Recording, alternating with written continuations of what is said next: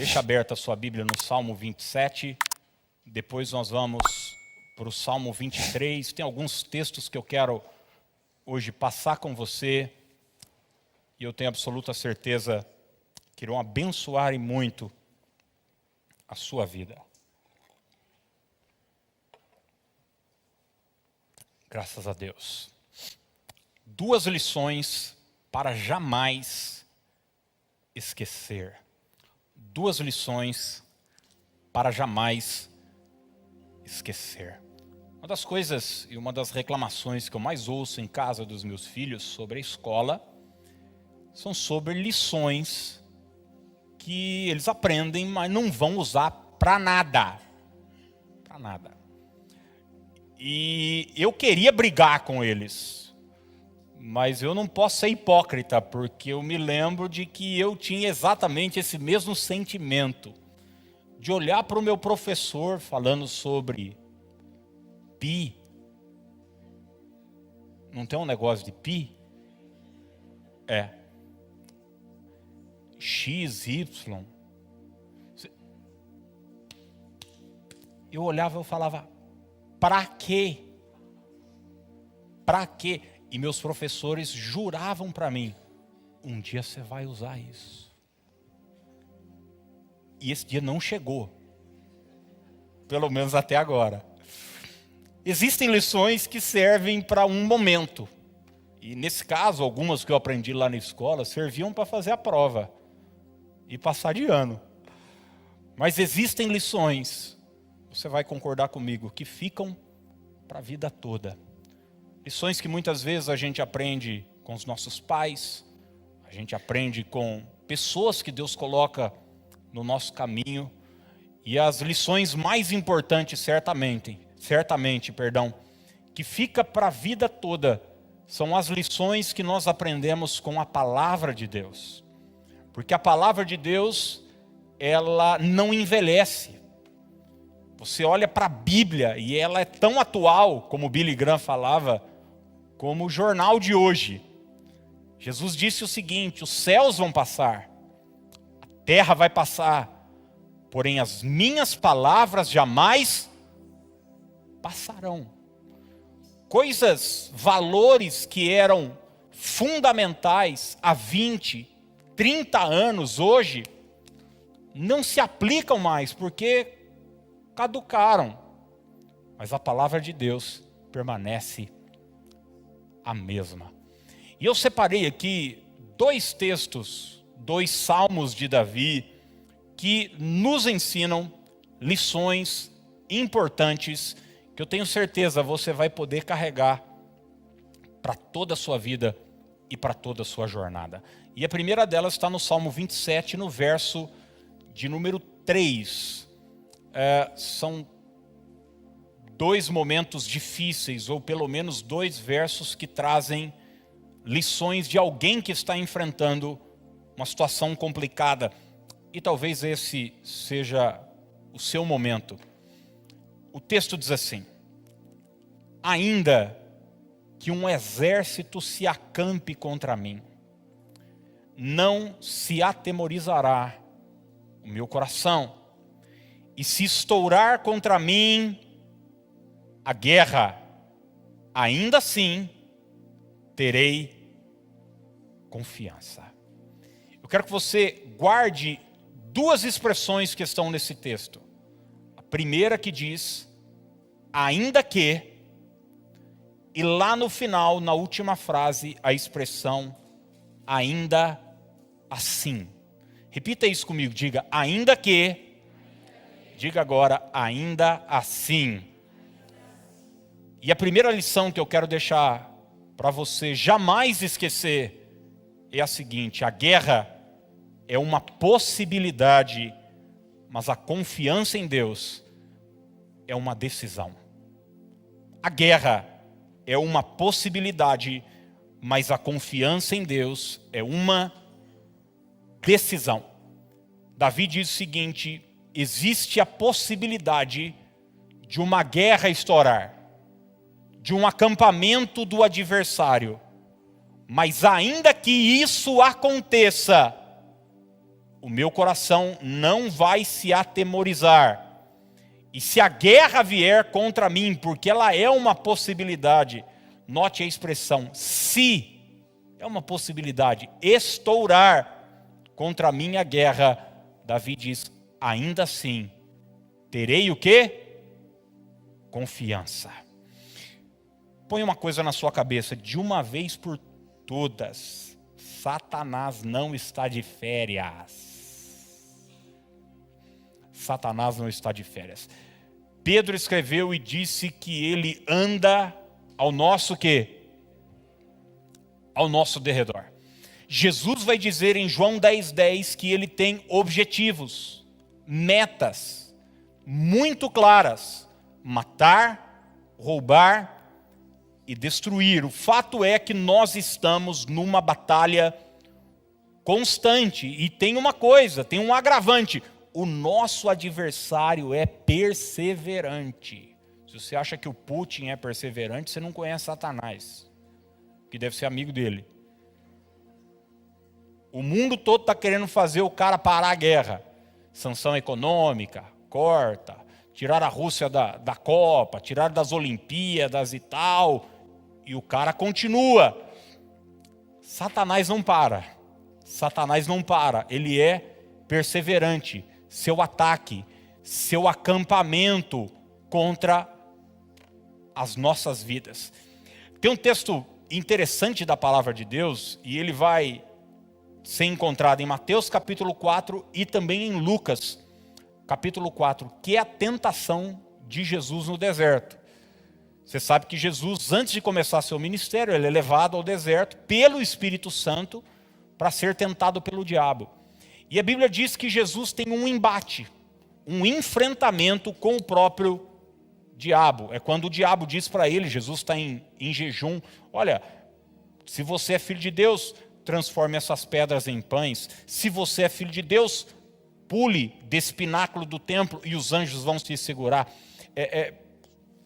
Se curve diante de mim e eu vou te dar todos os reinos desse mundo se você me adorar. E é interessante que Mateus não fala, mas Lucas relata como esse enfrentamento, essa batalha termina. Lucas capítulo 4, verso 13. Jesus venceu a batalha, Jesus venceu o embate, mas olha que coisa curiosa. Quando o diabo terminou de tentar Jesus, deixou até que surgisse. E se você quiser grifar isso na sua Bíblia, mas tenha sua atenção a essa expressão. Até que surgisse o quê? Outra oportunidade. Outra oportunidade. Não é que o diabo foi lá, tomou um couro de Jesus, Jesus venceu aquele embate e ele diz, bom, com esse aí não dá. Não, ele voltou outras vezes. E você continua lendo os evangelhos, você vai descobrir que Jesus constantemente está tendo embates espirituais com as trevas. Muitas vezes ele vai usar pessoas para atacar Jesus. Você se lembra de Pedro falando para Jesus o seguinte, não, deixa disso, que história é essa de cruz? O que é que Jesus falou para Pedro? Arreda de mim, Satanás. As batalhas estão aí, irão acontecer. E tem uma coisa, você não controla isso. Aí talvez você diga, pô pastor, mas eu sou da paz. Olha, paz e amor. Bandeirinha branca, eu não gosto de arrumar problema com ninguém. Eu quero dizer para você que eu também não. Mas isso não é uma opção. A batalha está aí, e se você não se levantar, você vai perecer. A questão não é se vai haver batalha, elas são uma possibilidade. A pergunta é, em quem você vai confiar? Existe uma passagem bíblica em 2 Crônicas, se você quiser abrir junto comigo, eu acho que vale a pena nós lermos juntos, 2 Crônicas capítulo 25, segundo livro das Crônicas, capítulo 25, que relata um momento de um rei em Judá chamado Amazias. 2 Crônicas capítulo 25, Nós vamos ler a partir do verso 5 até o 9.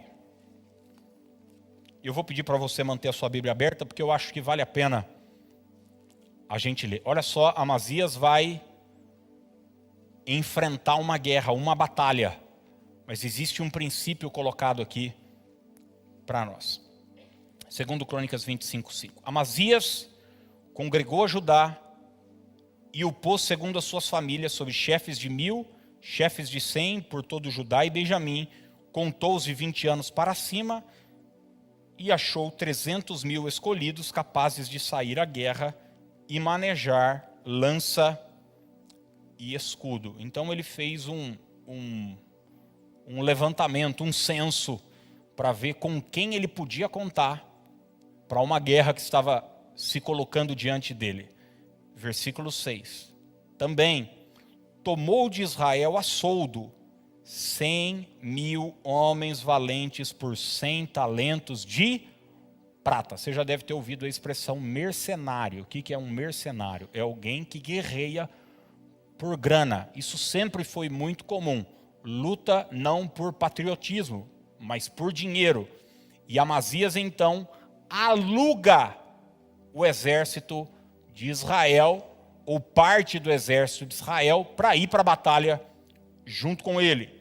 Versículo 7. Porém, certo homem de Deus veio a ele dizendo: ó rei, não deixes ir contigo o exército de Israel, porque o Senhor não é com Israel, isto é, com os filhos de Efraim. Porém vai só, age, se forte. Do contrário, Deus te faria cair diante do inimigo, porque Deus tem força para ajudar e para fazer cair. Versículo 9 finalmente disse Amazias ao homem de Deus: que se fará, pois, dos 100 talentos de prata que dei às tropas de Israel? Ele pensou na grana, tinha pagado adiantado. Pagou adiantado, ele falou o seguinte: pô, mas eu vou perder a grana. E aí, já paguei 100 talentos de prata. E agora? E esse dinheiro? Resposta do homem de Deus para Amazias. E essa palavra eu quero liberar sobre você. Muito mais do que isso pode dar-te o Senhor. Muito mais do que isso pode dar-te o Senhor. Eu não vou perguntar se você tem enfrentado batalhas. Eu sei que tem. E cada um de nós aqui tem enfrentado batalhas diferentes. Talvez alguns aqui estão enfrentando batalhas terríveis no trabalho. Talvez alguns estão enfrentando batalhas terríveis na vida financeira, na saúde física, na saúde emocional. Você tem lutado contra uma depressão, uma síndrome do pânico, uma crise de ansiedade. Talvez você tenha lutado por um filho que se perdeu, enfim, cada um de nós aqui tem uma batalha e um embate. Eu não vou perguntar se você tem enfrentado, eu sei, só muda a cara. Todos nós temos enfrentado batalhas, mas a pergunta que eu faço a você hoje à noite é a seguinte: em quem está a sua confiança? Em quem ou no que está a sua confiança? Porque muitas vezes a gente tem a tendência de agir como Amazias agiu. Ele tem diante de si uma guerra, ele faz um levantamento do seu exército. Ele diz: bom, olha para o exército adversário, olha para o seu exército e diz: não vai dar. Eu vou precisar de uma outra alternativa. Então, Amazias, nesse momento, ele coloca a sua confiança no exército de Israel, que vai se juntar a ele e atacar o adversário.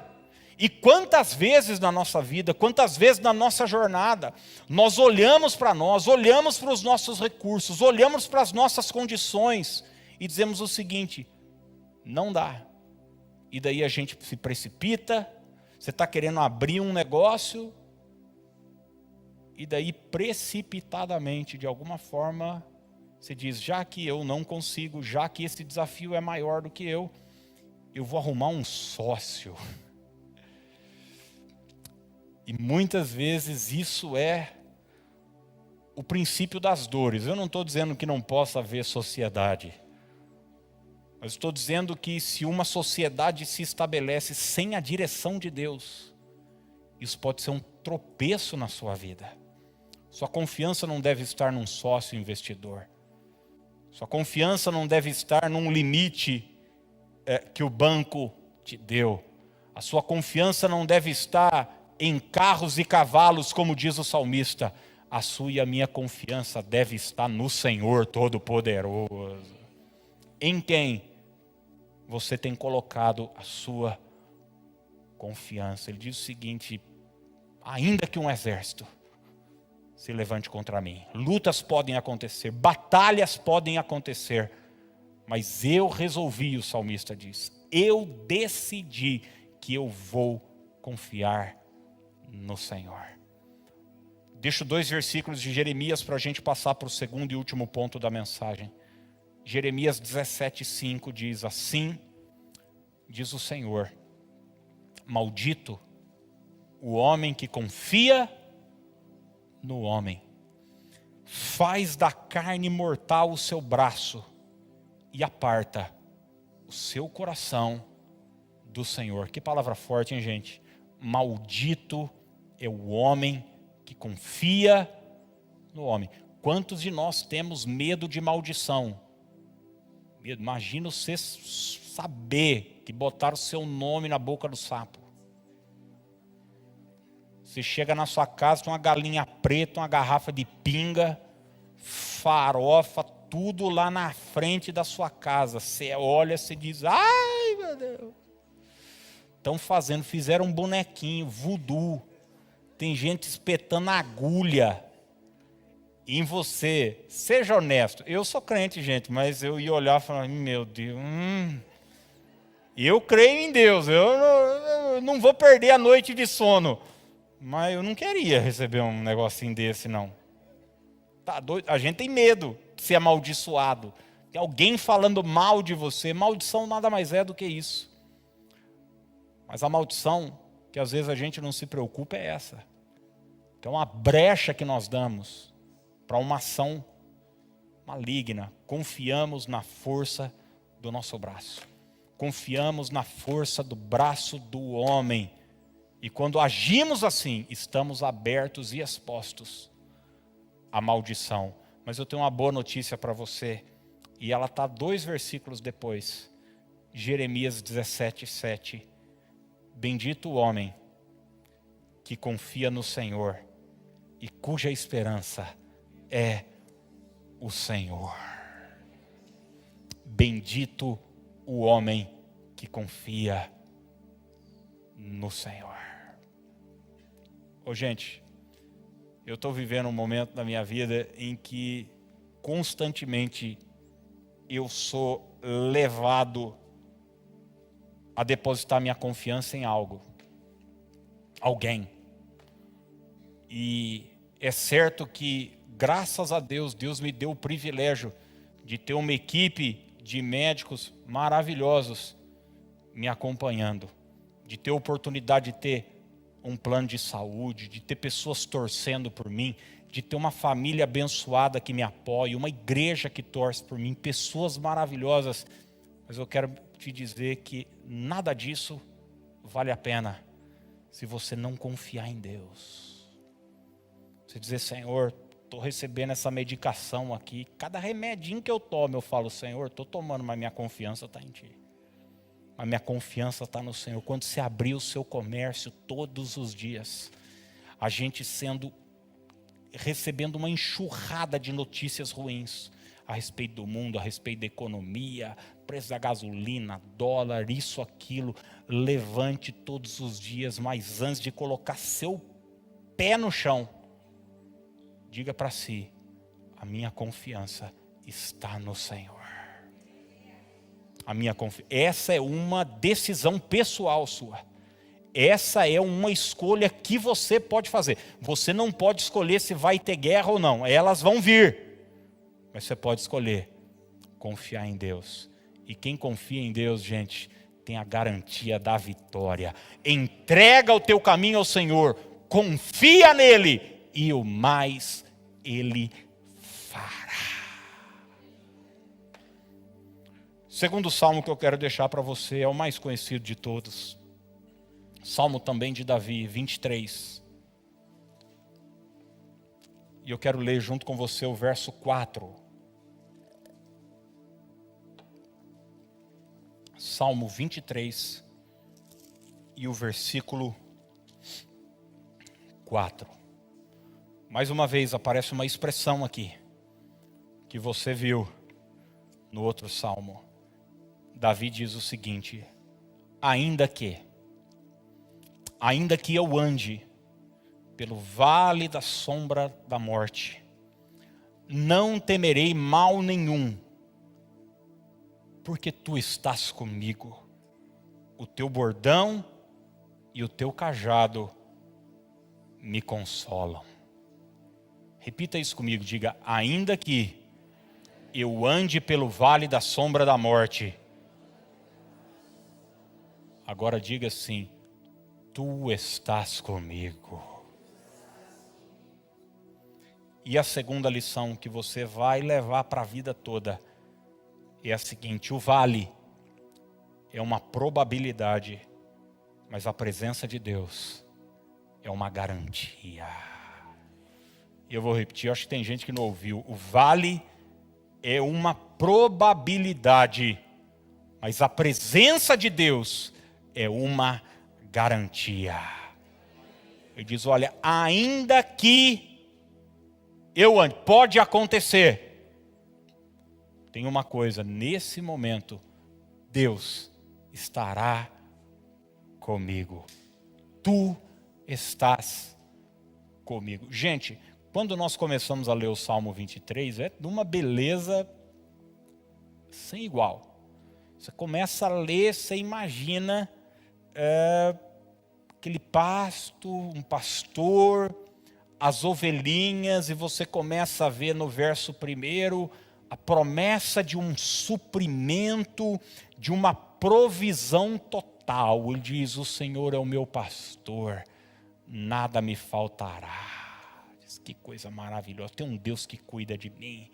Aí você vai para frente e você vê esse pastor que me leva a repousar em pastos verdejantes, tem alimento, e por provisão de alimento eu posso descansar, eu não vou perder noite de sono, eu não vou me preocupar, eu não vou ficar ansioso, porque esse pastor cuida de mim. O texto segue e fala de águas de descanso. Que maravilha, pousada do Rio Quente, gente, águas de descanso. Entrou numa água, você passou o dia na piscina aquecida. Na hora que você sai da piscina, você está mole, de tão descansado. É para onde esse pastor me leva. Refrigério emocional. Eu diz: ele refrigera a minha alma. Minha alma está tranquila, as minhas emoções estão tranquilas, porque esse pastor me traz e refrigério. E o texto segue falando de veredas da justiça. E até aqui, gente, maravilha. Louvado seja Jesus. Nós estamos quase falando em língua estranha já. Mas daí aparece o verso 4 e fala sobre um outro ambiente, que não tem a ver com provisão, não tem a ver com descanso, não tem a ver com refrigério, não tem a ver com pastos verdejantes. Não, o cenário muda, o ambiente muda, e agora Davi fala sobre um vale. E se você olhar na Bíblia, essa tipologia bíblica, essa figura bíblica é constante, de montes e de vales. O vale um lugar baixo, o vale um lugar profundo. E se não bastasse, Davi diz que esse vale tem um nome. E sabe qual é o nome do vale? Vale da sombra da morte. vale da sombra da morte. A palavra de Deus nos mostra e nos ensina que a vida tem seus altos e baixos. Tem os momentos maravilhosos onde a gente está no monte, mas tem os momentos também onde somos levados a um vale. E seja honesto, gente, é fácil crer num Deus que me leva para o monte, né? É um momento épico, é um momento onde você é reconhecido, é um momento onde você é visto, onde você é aplaudido. É quando você está por cima da carne seca. Momento bom, né? Gostoso. Tô no monte.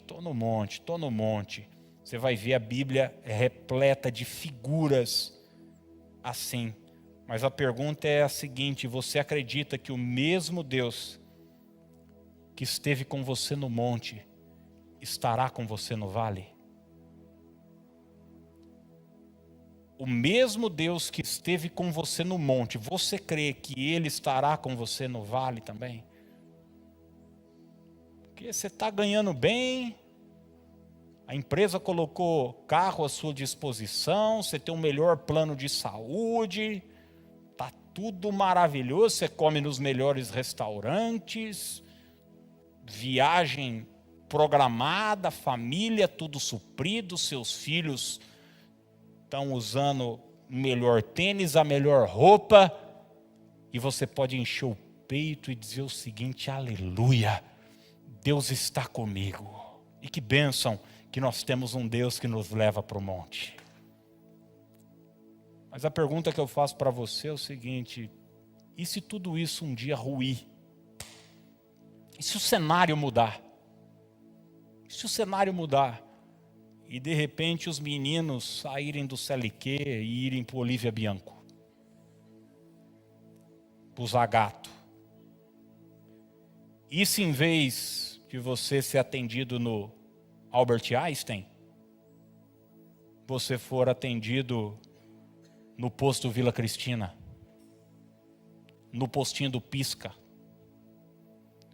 E se ao invés de ir comprar no shopping Cidade Jardim, em São Paulo, a sua nova coleção para o outono que está entrando, você vai para São Paulo também fazer compra, mas é na feirinha da madrugada. A pergunta que eu te faço é a seguinte: você é capaz de acreditar que o Deus que esteve com você no Terraço Itália, jantando, pode estar com você na Praça José Bonifácio comendo cachorro quente ou não? Eu estou usando essas figuras para que eu entenda o seguinte, gente: o cenário pode mudar. A minha oração é que ele continue aqui, ó.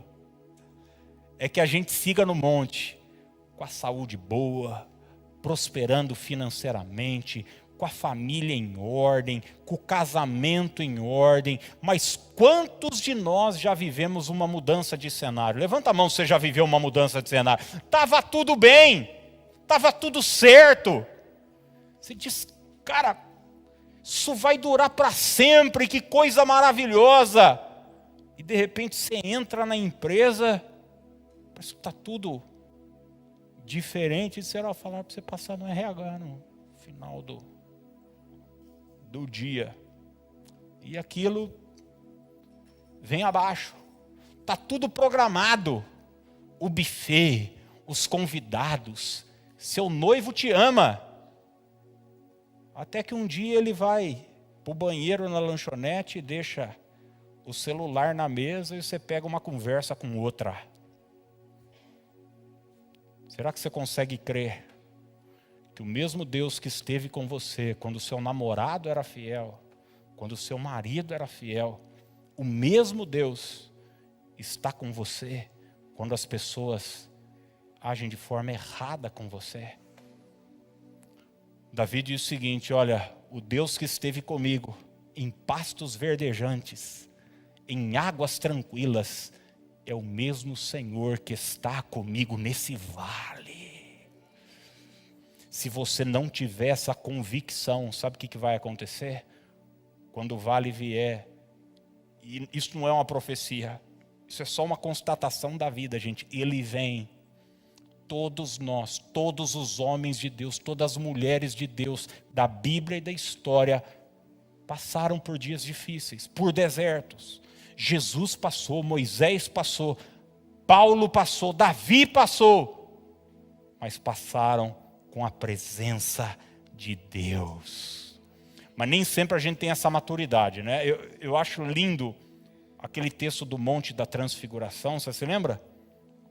Jesus leva Pedro, Tiago e João para o monte e começa a orar. E acontece lá um manifestar da glória de Deus. Sabe aonde? No monte. Moisés, Elias, o Pai numa nuvem. Imagina você nesse ambiente, você falar, eita glória, é aqui mesmo que eu quero ficar. E foi exatamente isso que Pedro disse. Você vai olhar isso em Marcos capítulo 9, 5 e 6. Olha só, então, Pedro, tomando a palavra, disse, mestre, bom é estarmos aqui, e que façamos 3 tendas. Uma será tua, outra para Moisés e outra para Elias. Mas o texto termina dizendo, pois não sabia o que dizer. Sabe o que Pedro está falando? Eu quero ficar no monte. Eu quero ficar por cima. Eu quero ficar aqui na glória. Eu quero continuar o tempo todo aqui. Eu quero morar aqui. Mas a questão, gente, é que a vida com Deus não acontece apenas no monte. A vida com Deus acontece também nos vales. E você vai seguir lendo o texto, você vai ver Jesus descendo com eles do monte. E sabe qual é a primeira coisa que acontece quando eles descem do monte?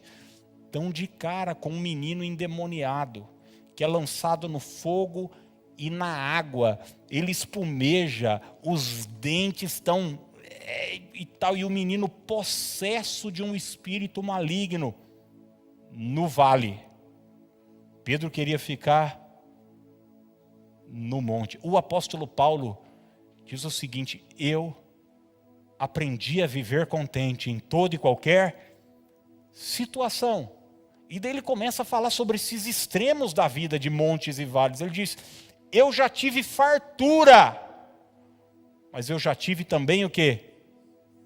Escassez. Ô, gente, quantos de nós já precisamos contar moeda para saber o que ia pedir num lugar?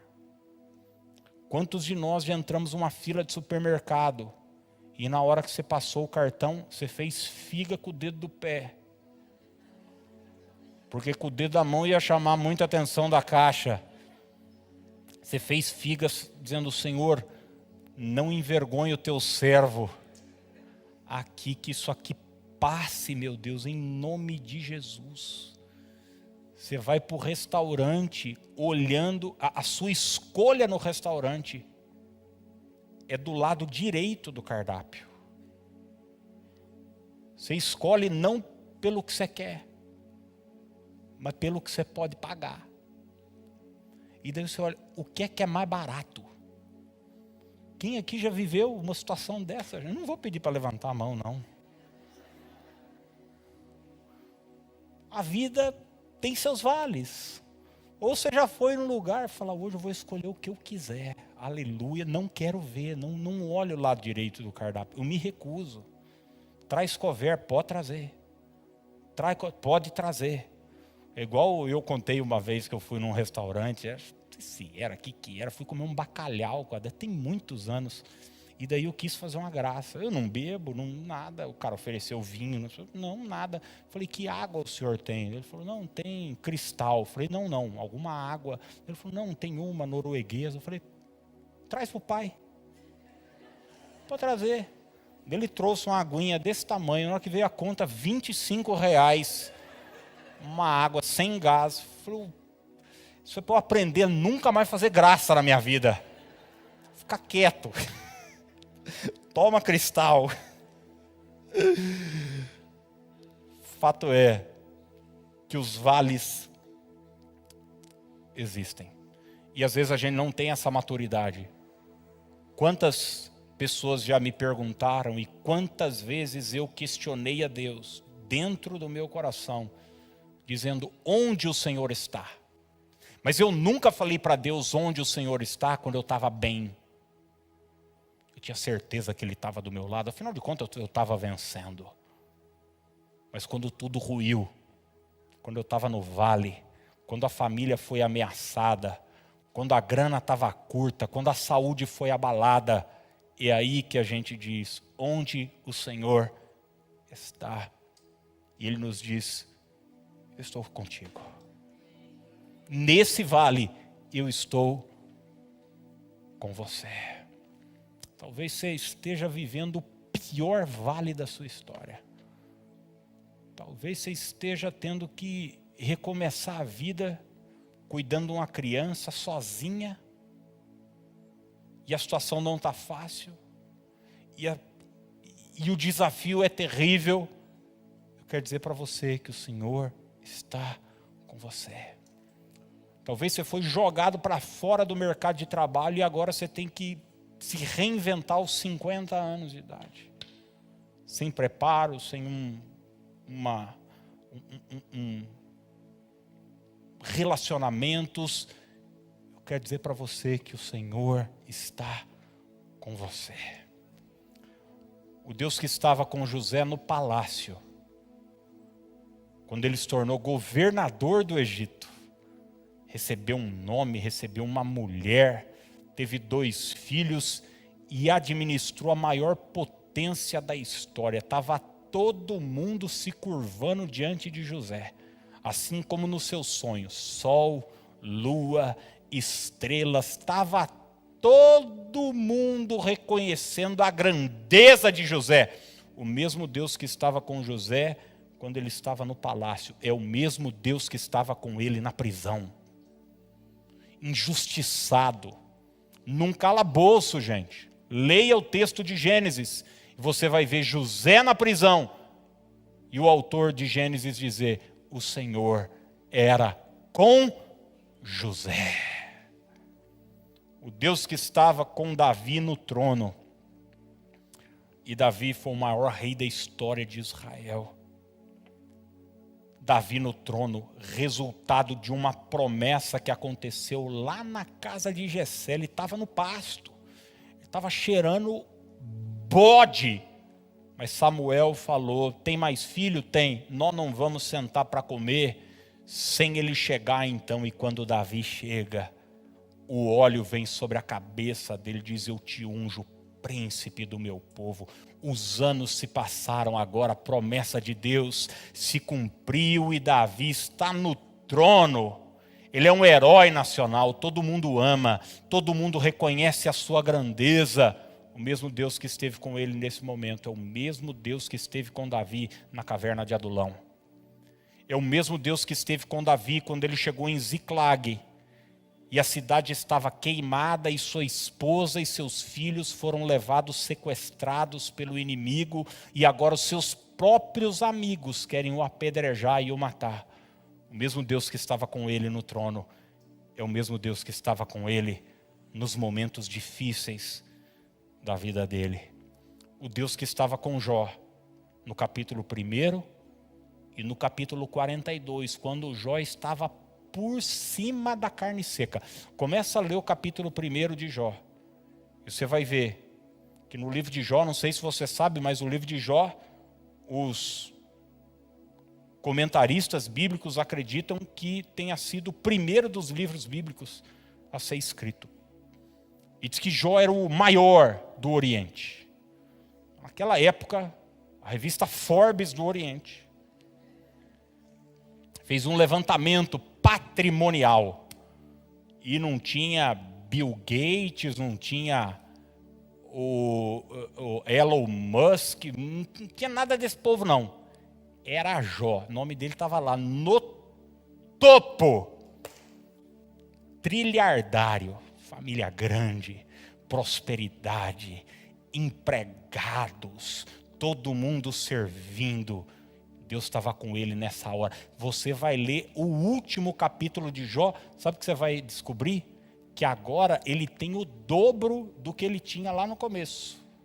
Deus estava com ele, Deus mudou a sua sorte. Esse mesmo Deus estava quando Jó enterrou seus 10 filhos no mesmo dia. Será que a gente tem maturidade espiritual para entender isso ou não? Que o Deus do monte é o Deus do vale.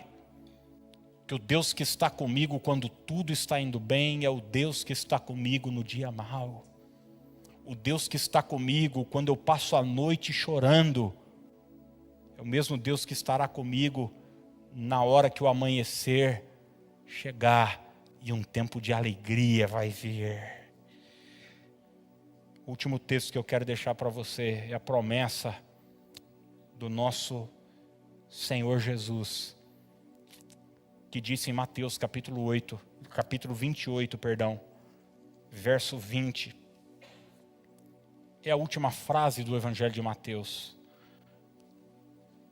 Jesus estava se despedindo dos discípulos, mas não sem antes deixar para eles uma promessa.